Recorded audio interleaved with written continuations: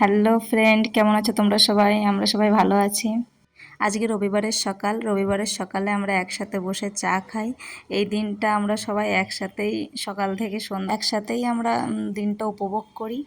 কারণ অন্যদিন মাম্মার স্কুল থাকে, সকালে উঠে আর টি টাইমটা করা হয় না, ওকে নিয়েই সারা সকাল ব্যস্ত হয়ে পড়তে হয়।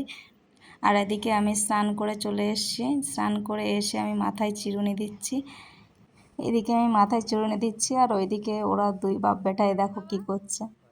সকালে উঠে চা খাওয়ার পর যখন খেয়ে আর কাজ না থাকে তখন দুই বাপ বেটা বসে যা করে, হাতে করে ভাত রান্না করে ওর ড্যাডিকেও খাইয়ে দিচ্ছে।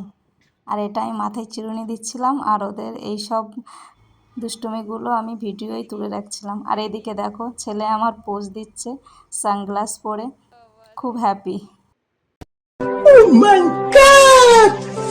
Wow!